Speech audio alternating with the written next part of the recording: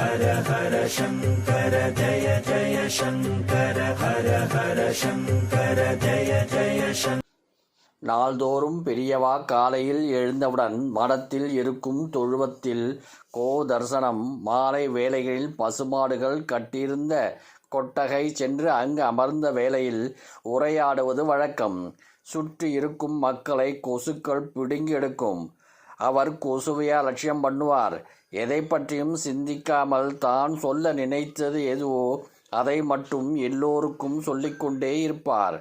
அவரை நேரடியாக பார்த்து அவர் சொல்வதை கேட்பவர்களுக்கு இனி பிறவி கிடையாது என்பது நிச்சயம்.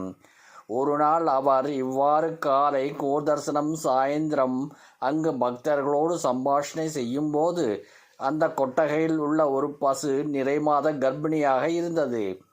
பேறுகாலம். அதனால் பசு வேதனைப்பட்டு கொண்டே இருந்ததே தவிர அதனால் கன்றை ஈண்டெடுக்க முடியவில்லை. வைத்தியர்கள் வரவழைக்கப்பட்டனர்.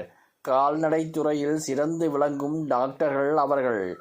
ஒருவரல்ல, இருவரல்ல, காஞ்சிபுரம் என்பதால் 6 பேர் வந்திருந்தனர்.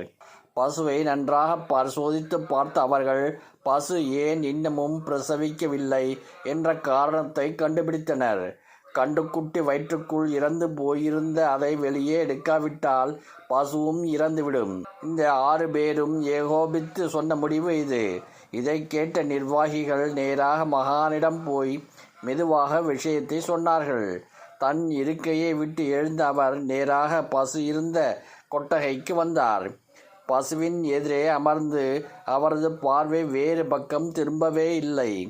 கன்று வயிற்றுக்குள் இறந்து போயிற்று என்று ஏகோபித்த முடிவை சொன்ன டாக்டர்கள் ஒரு பக்கமாக நின்ற மகானையும் பசுவையும் மாறி மாறி பார்த்து கொண்டே இருந்தார்கள். இப்படியும் அப்படியும் நிலை கொள்ளாமல் தடுமாறிக் கொண்டிருந்த பசு ஓரிடத்தில் நின்றது. சற்று நேரத்தில் அதன் வயிற்றிலிருந்து கன்றுக்குட்டி வெளியே வந்தது. துல்லியபடி நின்றது. இறந்து போனது என்று டாக்டர்கள் சொன்ன அதே கன்றுதான் உயிரோடு வெளியே வந்தது.